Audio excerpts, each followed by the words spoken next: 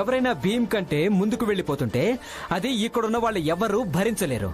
అలాగే నా భర్త శత్రువులు కూడా ఒకలాంటి వాళ్లే.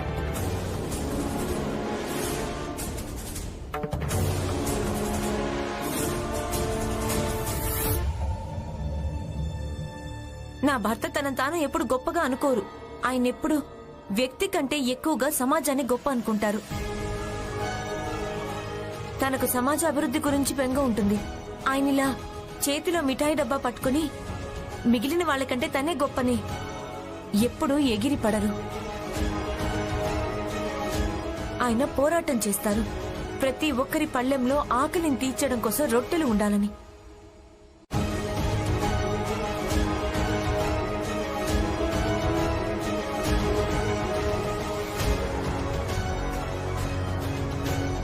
ఇక మీరు ఇంకేం వద్దు, లోపలికి పద.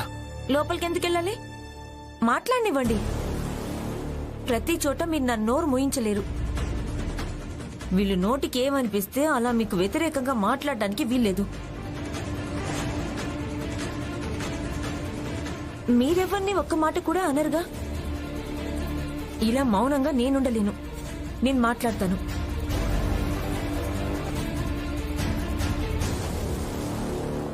శోభ పిన్ని, మీ చెల్లెలొచ్చిందిగా, తనకు కూడా నచ్చ చెప్పండి. నా భర్తకు వ్యతిరేకంగా ఒక్క మాట కూడా అనొద్దని.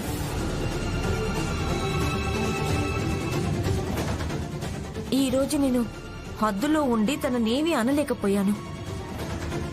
కానీ ప్రతిసారి అలా జరగదు. రమ్మక్క, నేను అనుకున్నదేంటంటే నేను పిన్ని వెళ్ళిన తర్వాత అందరికీ మిఠాయిలు పంచుదామని. కానీ పిన్ని భీమన్నయ్యకు వ్యతిరేకంగా అలా మాట్లాడిందంటే, దానికి మీకు ఇంత కోపం వచ్చిందంటే ఇక నాకు ఈ మిఠాయిలొద్దు.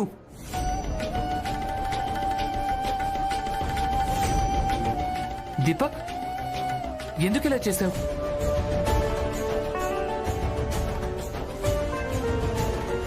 ఇలా ఒకరిచ్చిన మిఠాయిల్ని పారేయకూడదు నాన్న. పట్టుకో. తనకేది ఒప్పనిపించిందో అదే చేశాడు.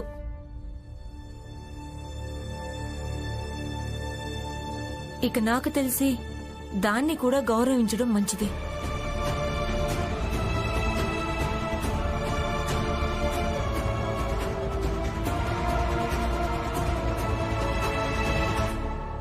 చూసారా, భీమ్ ఇంకా రమా కోసమని అంత ఖరీదైన మిఠాయి పారేశాడో చూశారు కదా. ఇక ఈ విషయాన్ని నువ్వు అర్థం చేసుకోవడం లేదు. ఇప్పుడు ఈ భీమ్ ఇంకా రమా ఇద్దరు నీ ఇంటికే నష్టం కలిగించడం మొదలు పెట్టేశారు. కానీ వీటన్నిటి వల్ల వాడేం పొందగలిగాడు? ఏమీ లేదు. అలాగే తను ఆర్తి ఉంది కదా, తన బతికే పద్ధతిని చూడు. ఉన్నవాళ్ల సాన్నిధ్యంలో ఎప్పుడూ ఉంటుంది. ఇక నువ్వే ఆలోచించు, వాళ్లకు వివరించు. ఎవరి మార్గం స్పష్టంగా ఉందో, అలాగే ఎందులో ఎక్కువ ప్రయోజనం ఉందో. జోకు, ఆ ఆర్తి అనే పేరుగల రేఖను ఎంతగా పెద్దగా గీయాలంటే దాని ముందు భీమ్రావ్ అనే పేరుగల రేఖ ఎప్పటికీ శాశ్వతంగా చెరిగిపోవాలి. ఇక ఈ పని నువ్వు, జనార్దన్, హితేష్ మీరు కలిసి చేయాల్సి ఉంటుంది. మేమిద్దరు ఎలా అయ్యగారు? కంగారు పడకు.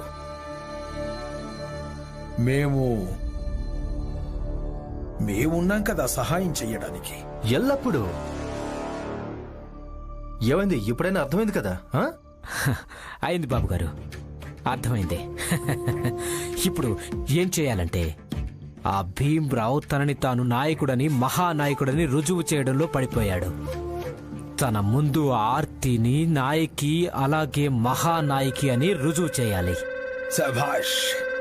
సరే అయ్యగారు, ఇక నేను వెళ్తాను.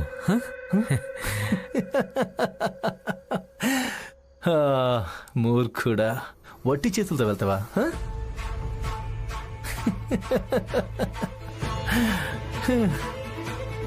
ఇదిగో, ఇది జనార్దన్ది, ఇది హితేష్ది. ఇక వెళ్ళు. అన్నట్టు వెళ్తూ వెళ్తూ ఇది ఆలోచిస్తూ వెళ్ళు. ఆర్తి స్థాయి ఎంత ఎత్తుకు ఎదిగితే మీ అందరికీ డబ్బులు అంతగా పెరుగుతాయి. సరేనా? అలాగే బాబు గారు. వస్తానయ్య గారు, వస్తాను బాబు గారు. పనికి రాని చవట.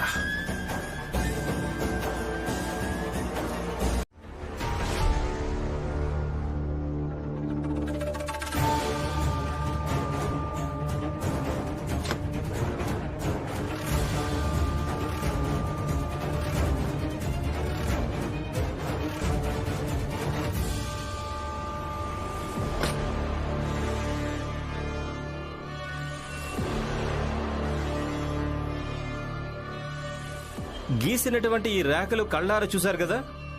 ఇప్పుడు ఈ పలకలు కూడా చూడండి, జాగ్రత్తగా చూడండి, చదవండి. చదువు వచ్చిన వాళ్ళు తర్వాత అర్థం చేసుకోండి. రాత్రంతా ఆలోచించాను, బాగా ఆలోచించాను. మన గురించి, ఆర్తి గురించి, ఆ తర్వాత భీమరావు గురించి. తర్వాత నాకు అర్థమైంది ఏంటంటే ఈ గీసినటువంటి 2 రేఖల్లోనే ఒక మార్గం మనది అవుతుందని. అవును, ఇక ఇవే 2 మార్గాల్లో నుంచి ఒక మార్గాన్ని మనందరం ఎంచుకోవాల్సి ఉంటుంది. ఒక మార్గం భీమరావుది, ఇక రెండవ మార్గం ఆర్తిది.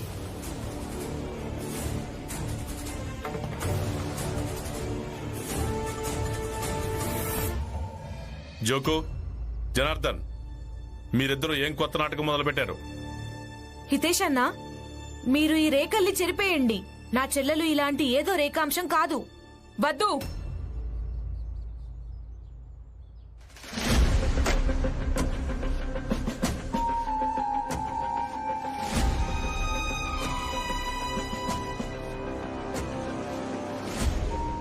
రేఖలను చెరిపేయడానికి వీల్లేదు. ఎలా ఉన్నాయో అలాగే ఉండని.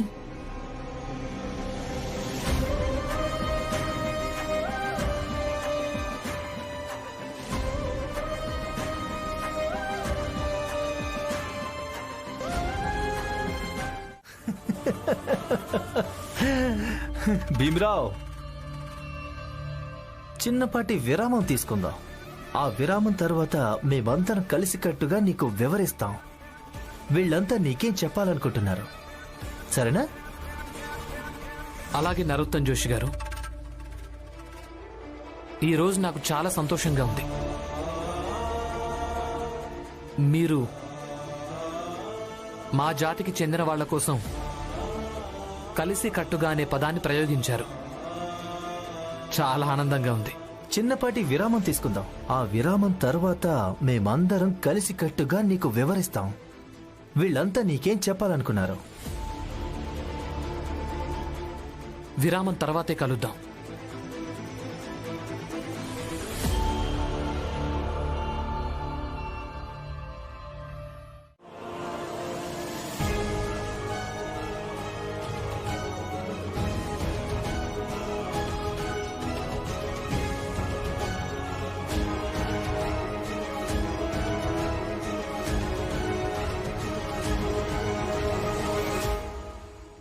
ధన్యవాదాలు నరోత్తమ్ జోషి గారు. హితేష్ బాబాయ్, మీకు కూడా చాలా చాలా ధన్యవాదాలు.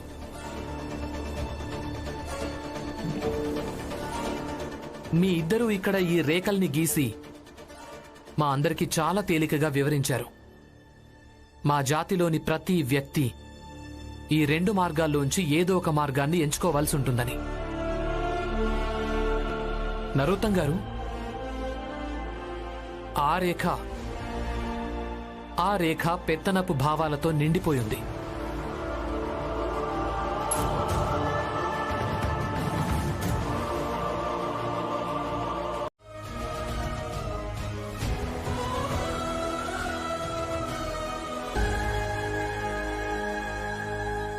అన్నింటికంటే ఎక్కువ కష్టం ఏంటి అంటే ఈ రేఖ మీద నడవటం.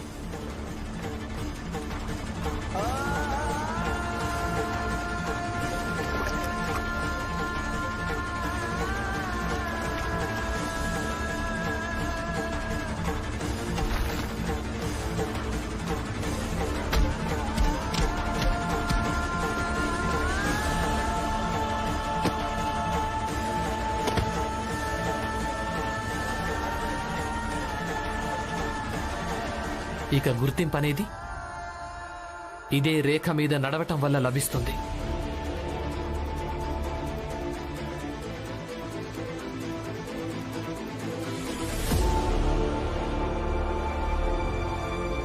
జాతి పేరుతో కట్టేసిన ప్రతి గొలుసు ఈ రేఖ మీద నడవటం వల్లనే తెగిపోతుంది.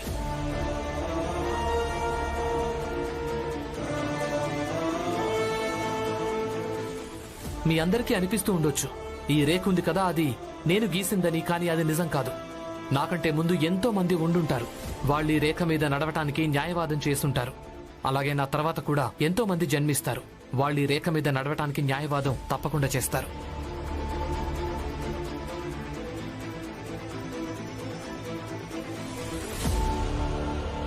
జ్యోతిబా పులే,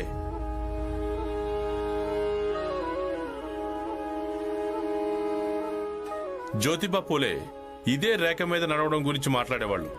ఏ ధర్మమైనా ఎలాంటి వ్యక్తినైనా చదువుకోవడానికి అలాగే జ్ఞానాన్ని పొందడానికి తనను వంచలేదు. సత్యం ఏమిటంటే శాస్త్రాల గురించి ఉదాహరణలు చెప్పే వీళ్ళంతా చదువుని ఒక ప్రత్యేక వర్గం వరకే పరిమితం చేయడానికి సామాజికంగా కుట్ర చేస్తున్నారు.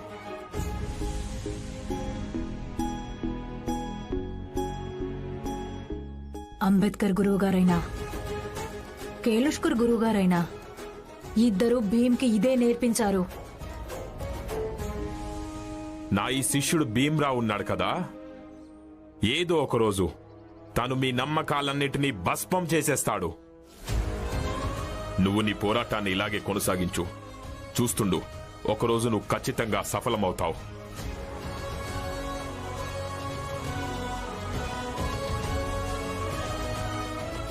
అలాగే బరోడా సాయాజీ మహారాజ్ కూడా ఇదే మార్గంలో నడవమని చెప్తాడు. నేనొక రాజుని. ఒకరి జాతి నా దృష్టిలో హద్దుగా మారలేదు. నేను అంటరానితనాన్ని నమ్మను. మీ అందరికీ చెప్పడం నాకు ఆనందంగా ఉంది. నేను భీమ్రావుకి ఏ పరీక్ష అయితే పెట్టానో అందులో తను ఉత్తీర్ణుడయ్యాడు. మీకు గుర్తుందా, నేను చిన్నగా ఉన్నప్పుడు నాకంటే 8 ఇయర్ పెద్దమ్మాయి ఛాలెంజ్ చేసింది. తను నన్ను ఎత్తి కింద పడేస్తుందని. ఇక నేను తనతో పోరాడడానికి వెళ్ళాను. అవును, నాకు మొత్తం గుర్తుంది. తనతో పోట్లాడకుండా నేను నిన్ను ఎలా ఆపానో, ఇక నిన్ను లాక్కుంటూ ఇంటి లోపలికి ఎలా తీసుకొచ్చాను. చాలా సేపటి దాకా ఏడుస్తూ ఉన్నావు. తర్వాత నీకు నువ్వే ఆపేశావు. అక్క, కథ కేవలం అంతే కాదు. నెక్స్ట్ డే నేను దాని ఇంటికి వెళ్ళాను. దాన్ని ఇంట్లో నుంచి బయటికి రమ్మన్నాను. ఇక వీధిలో వాళ్ళందరి ముందు దాన్ని ఎత్తి కింద పడేశాను. అంతే అక్క, నేను చిన్నప్పటి నుంచి అంతే. ఇక రమ కూడా అదే తప్పు అప్పుడు 8 ఇయర్ పెద్దమ్మాయి చేసినట్టుగా చేసింది. ఇక నేను రమాని అందరి ముందు ఎత్తి పడేసేంత వరకు అంతవరకు నాకు మనశ్శాంతి లభించదు. ఇక కావాలంటే మీరు ఎంత చెప్పినా సరే. ఆర్తి, హితేష్ అన్నా, ఆర్తి బయటికి రాగానే అంతా కలిసి తనకు చెప్దాం. మనందరికి కూడా వాళ్ళ సార్ దగ్గర పనిపించమని. ఇప్పుడు మనందరం తనకు పక్కన నిలబడున్నప్పుడు ఈ మాత్రం చేయగలదు కదా. ఇక చూడండి, పని మనిషి అయ్యుండి కూడా ఎంత హోందాగా దర్పంతో ఉంటుందో. ఇక మనందరం పని మనిషి కంటే ఎక్కువ పని చేస్తాం కదా. నిజమే, ఆర్తి కూడా మనలాంటిదే, మన జాతిది. చూడు ఎలా మాట్లాడుతుందో, ఎలా నడుస్తుందో. ఇక తను ఎక్కడ పని చేస్తుందో తను చాలా పెద్ద వ్యక్తి, చాలా గొప్పవాడు. ఇక మనకు కూడా ఏదో ఒక పని ఇప్పించగలదు. అవును. ఇద్దరు నోరు మూసుకోండి.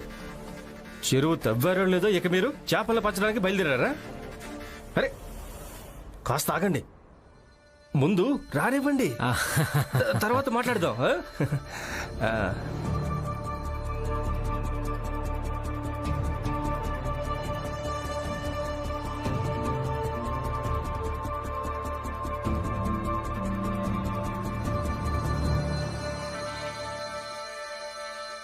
What happened? కౌకౌ కాదు, పని గురించి మాట్లాడడానికి వచ్చాం. నువ్వు ఎక్కడ పని చేస్తున్నావో అక్కడ మా అందరినీ కూడా పనిలో పెట్టించావా? అవునా? అక్కడ పని చేయడం అంత ఈజీనా?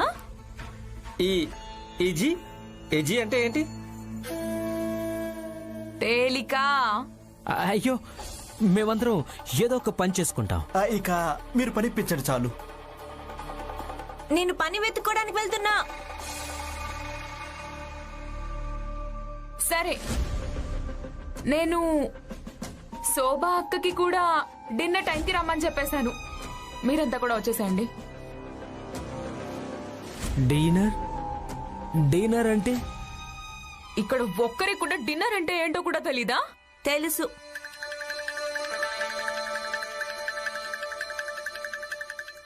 మధ్యాహ్న భోజనాన్ని లంచ్ అంటారు, రాత్రి భోజనాన్ని డిన్నర్ అంటారు.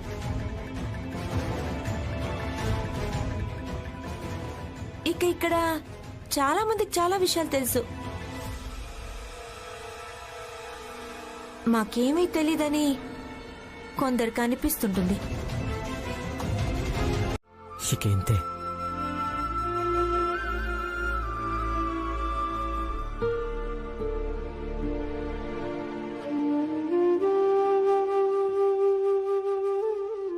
బాలా అన్నయ్య, వదిన స్పృహలోకి వచ్చినప్పుడు అందరికంటే ముందు తను మీతోనే పోట్లాడుతుంది. అయితే పోట్లన్నీ తను ఏం చేస్తూ వచ్చిందో నేను కూడా అదే చేస్తాను. నేను తనతో పోట్లాడతాను. ఇప్పుడు కేవలం తన్నే ప్రేమిస్తానంతే. బాలా అన్నయ్య, మీకు అనిపించడం లేదా ఇవన్నీ జరిగిన తర్వాత వదినకు ఇదంతా తెలిసిందనుకో, మీరు భీమ్కు తోడుగా కాదు జాతిలోని భ్రమపడే వాళ్ళ సమూహంలో ఉన్నారని, అప్పుడు తను ఈ విషయంలో మీతో పోట్లాడదా? తన ఈ విషయంలో మిమ్మల్ని కోపడదా? తను ఈ విషయంలో మిమ్మల్ని ఒప్పించదా? ఒకవేళ మీకు భీమ్ స్వచ్ఛమైన వాడు అనిపిస్తే మీరు తన పక్కన ఎందుకు లేరని. నువ్వన్నది నిజమే ఆనంద్. కరుణ ఖచ్చితంగా ఇలాగే అడుగుతుంది. తర్వాత నేను తనకు చెప్తాను. ఏం చెప్తానంటే తన భర్తలో భీమ్ చూపించిన మార్గంలో నడిచే ధైర్యం లేదని.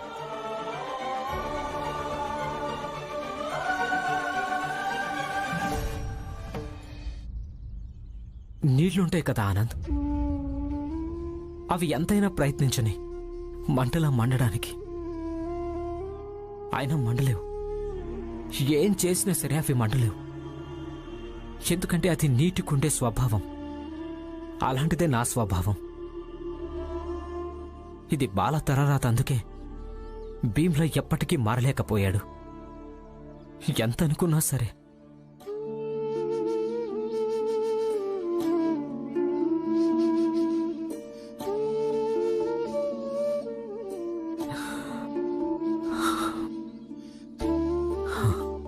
నువ్వేం బాధపడకో. నువ్వు నాకొక పని చేసి పెట్టు. మీ వదిని జాగ్రత్తగా చూసుకో. నేను పని వెతుక్కోవడానికి వెళ్ళాలి. డబ్బులు లేవు. బాలా,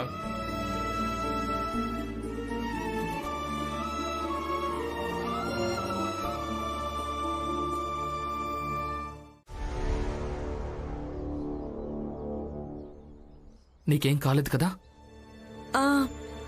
బానే ఉన్నాను. ఇలా రోడ్డు మధ్యలో ఎందుకు నిలబడ్డావు? ఆ కారిపు నిన్ను తొక్కేస్తుండేది. ఆయనకు స్త్రీతో అమర్యాదగా మాట్లాడారు. నేనెలా చూస్తూ ఉండాలి? అందుకే వాళ్ళ ముందు నిలబడ్డాను. వాళ్ళని ఆపాలనుకున్నాను. నన్నంటే తొక్కేసుండేవాళ్ళు, కానీ నా గొంతునెలా తొక్కేస్తారు? తనొక పెద్ద ఆఫీసర్ అంట, ఏదైనా చేయగలరంట. ఆర్తి, మౌనంగా ఏం చూస్తున్నా?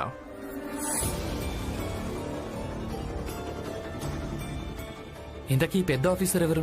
ఆర్తి గారు ఆయన దగ్గర పనిచేస్తున్నారు. ఆయన ఆర్తి గారిని పని మనిషి అనుకుని తన చేతిని బలవంతంగా పట్టుకున్నారు. అమర్యాదగా మాట్లాడారు. తను పని మనిషి అయ్యుండొచ్చు, కానీ ముందు ఒక స్త్రీ కదా. ఓ హలో, అసలేం మాట్లాడుతున్నావు? ముందుగా ఏం మాట్లాడాలో అర్థం చేసుకో. డేవిడ్ సార్ పూణేకి వెళ్ళాలి, అందుకే ఆయనను హడావిడిగా కారులో కూర్చోబెట్టారు. ఇక్కడికి వచ్చి నువ్వు ఏదేదో మాట్లాడుతున్నావు. అంటే భీమరావు అంటే నీ పేరేనా? నాకిప్పుడే ఆర్తి కారులో చెప్పింది నీ వైఫ్ని ఇక్కడి నుంచి తీసుకెళ్ళు, అలాగే తనకి నచ్చ చెప్పు, వెనక ముందు ఆలోచించకుండా ఏదేదో వాగుద్దని.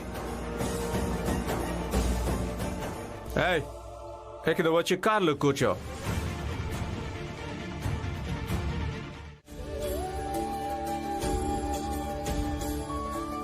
పదండి, నాకిప్పుడు మీ మీద పూర్తి నమ్మకం ఉంది.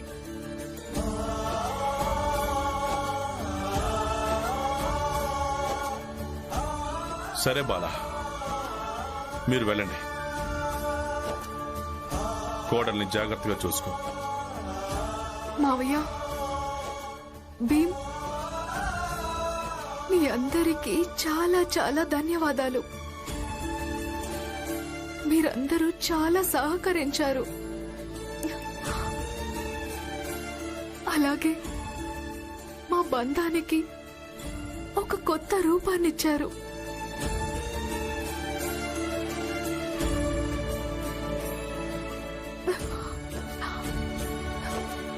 భీమ్,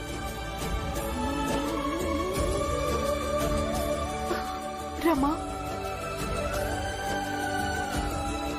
ధన్యవాదాలు.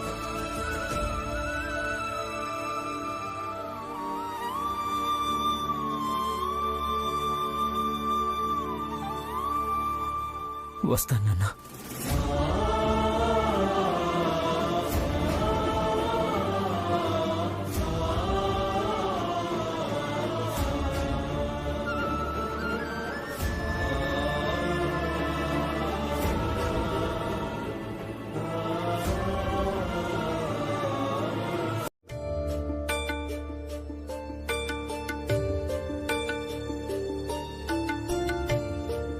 అక్క, మీరు విషయం చెప్పండి. మీరు ఎక్కడ పనిచేస్తున్నారో అక్కడ యజమాని బలవంతంగా మీ చేయి పట్టుకుంటే మీరేం చేస్తారు? చేయి విడిపించుకుంటాను, అయినా వదిలిపెట్టకుంటే వెనక్కి తోసేస్తాను. కానీ ఆర్తి గారు అలా ఏం చెయ్యలేదు కదా. ఏంటి అంటే? చెప్తానక్క, మీరు ఇలా బలవంతంగా తన చేయి పట్టుకొని తీసుకెళ్ళకండి. రమా, నువ్వు వెళ్ళి నీ పని చూసుకో.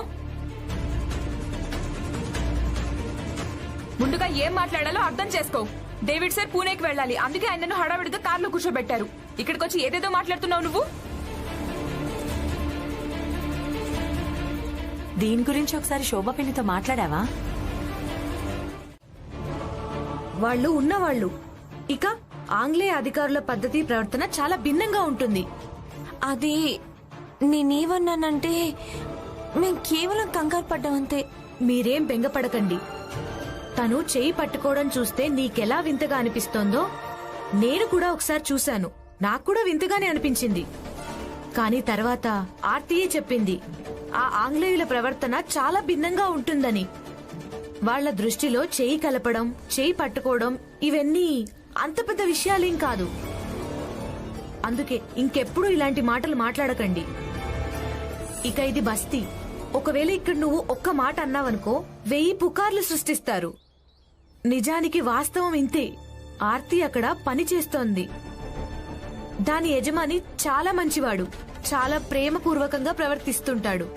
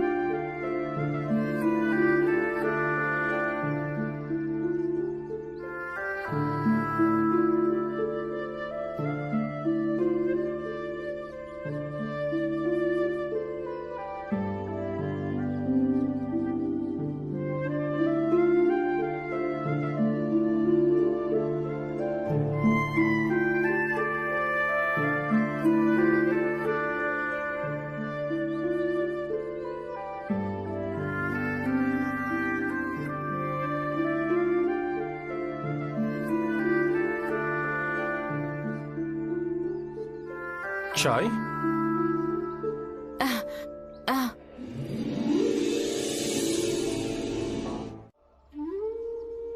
మనం బిడ్డను దత్తత తీసుకునే విషయం గురించి మాట్లాడితే మంచిదనిపిస్తోంది. ప్రత్యేకించి వాళ్ళిద్దరు తప్ప ఇంకెవరు మాట్లాడకూడదు. మనం ప్రయత్నం చేశాంగా, అదే ఎక్కువ. ఇక ఏ నిర్ణయం తీసుకున్నా వాళ్లే తీసుకుంటారు. నువ్వన్నది నిజమే.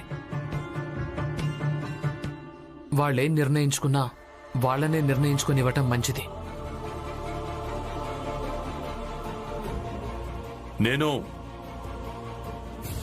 నేను పిల్లల ముందు విషం తాగి చనిపోతాను అన్న మాట అనకుండా ఉండాల్సింది. కానీ నా దగ్గర మరో మార్గం ఏమీ లేదు. జిజాబాయి ఎక్కడ వింటుందని. కేవలం వినిపించడం కోసమే పెళ్లి చేసుకున్నారా నన్ను?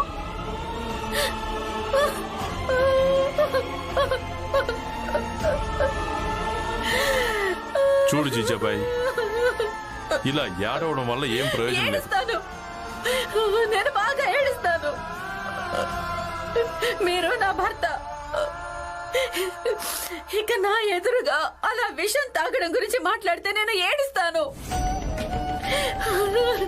అవును, నేను చెడ్డదాన్నే, కానీ మీ భార్యను కూడా నేను. ఈ రోజు వరకు మీరు నా ఒక్క కోరిక కూడా ప్రాముఖ్యత ఇవ్వనేలేదు. అయినప్పటికీ మిమ్మల్ని కోల్పోతానన్న భయంతో నేను ఏడుస్తున్నాను. నాకు తెలీదు మీరు నన్ను భార్యగా ఎంతగా అనుకుంటున్నారో ఏమో, కానీ నేను మిమ్మల్ని భర్తగా పూర్తిగా అంగీకరించాను. ఇక అందుకనే మీరెప్పుడెప్పుడు అలాంటి మాటలు మాట్లాడినా అప్పుడప్పుడు నేను ఏడుస్తాను, బాగా ఏడుస్తాను.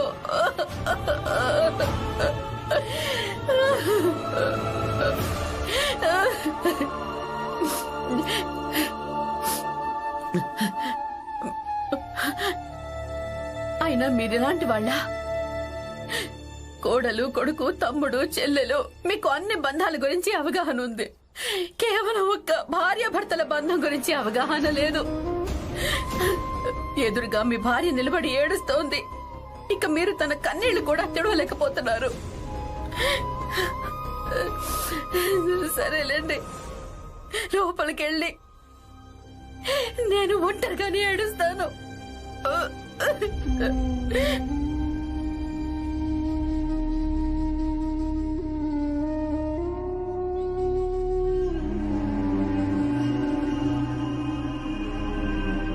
చూడు జీజాబాయి, నేను కూడా నేను నా భార్యగా అనుకుంటాను.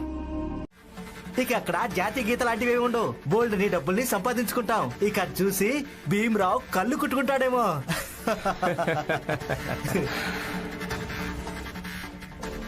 పాపం భీమ్ కదా.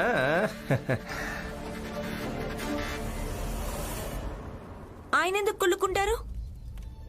ఆయన ఇదే కోరుకుంటున్నారు, మీరంతా సంతోషంగా ఉండాలి, డబ్బు సంపాదించాలని. అవును,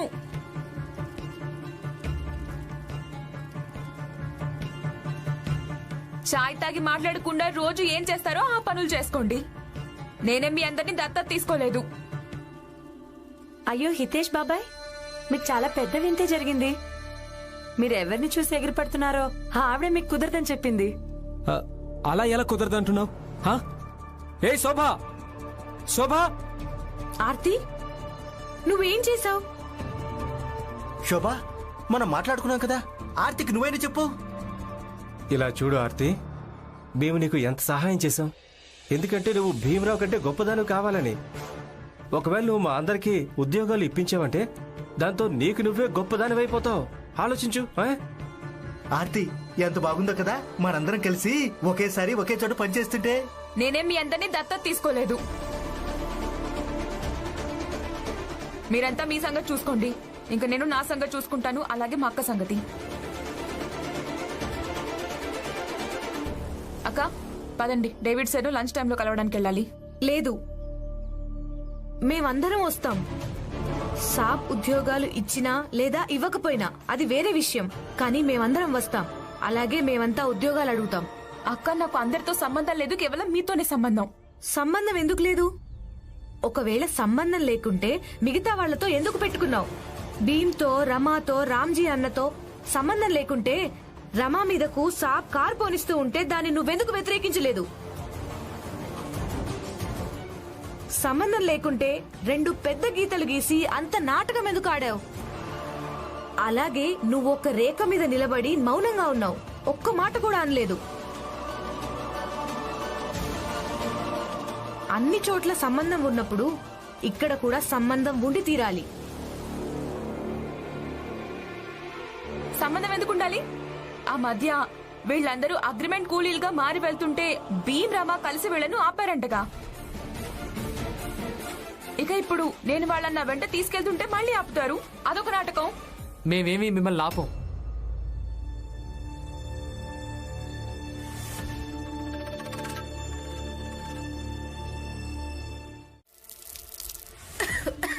సార్, మట్టి కింద పోసాను.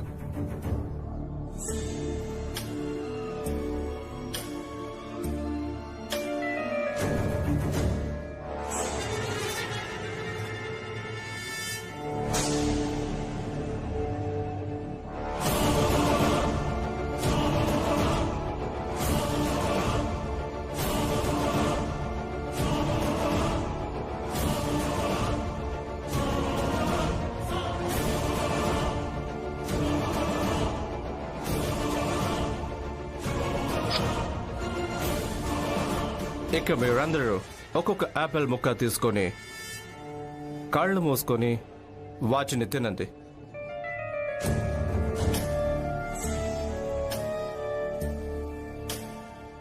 దాంతో మీరందరూ నా దగ్గర ఎంత విశ్వాసం చూపిస్తారో రుజువైపోతుంది. సరే సార్, నేను వెళ్తాను. నేను ఎన్నో ఏళ్ల నుంచి మీ దగ్గర పనిచేస్తున్నాను. నా విశ్వాసం మీద మీకు అసలు అనుమానమే ఉండదు. వద్దు, ఆగు, కూర్చో, కూర్చో. యాపిల్ ముక్క తీసుకొని దాన్ని తిను. చెప్పాడు కదా, నేను జాతి మతాలను పట్టించుకోనని. మీ అందరినీ నేను కేవలం ఇండియన్ అనుకుంటానంతే, కేవలం ఇండియన్. ఇక విశ్వాసాన్ని మళ్ళీ మళ్ళీ రుజువు చేసుకోవాల్సి ఉంటుంది. త్వరగా తీసుకోండి.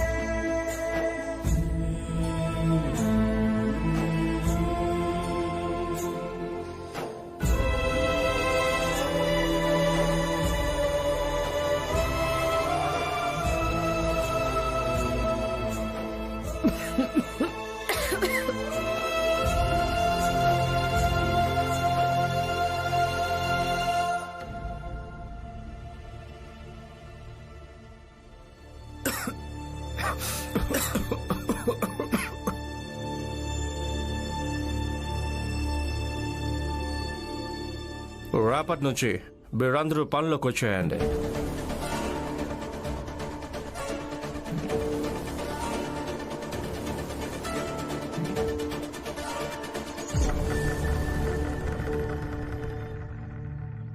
మీరంతా ఎక్కడికి వెళ్ళినా కూడా ఇతరులకు కూడా సమస్యని తీసుకొని వస్తారు. మీకున్న స్తోమతే అంతా మట్టిలోంచి గడ్డి ఏరుకొని తినడం. మీ అందరి కారణంగా నేను కూడా తినాల్సి వచ్చింది.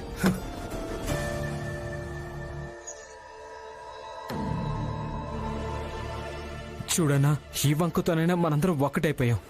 అయినా సాహెబ్ చెప్పాడు కదా, ఆయన జాతి మతాలు పట్టించుకోనని. మనందరం ఏంటది? ఇండియన్. మనమందరం ఇండియన్. మనందరం ఒక్కటి కాదు. మీరంతా చిన్న జాతి వాళ్ళు, ఇక నేను పెద్ద జాతి వాణ్ణి. ఇదే వాస్తవం, అర్థమైందా?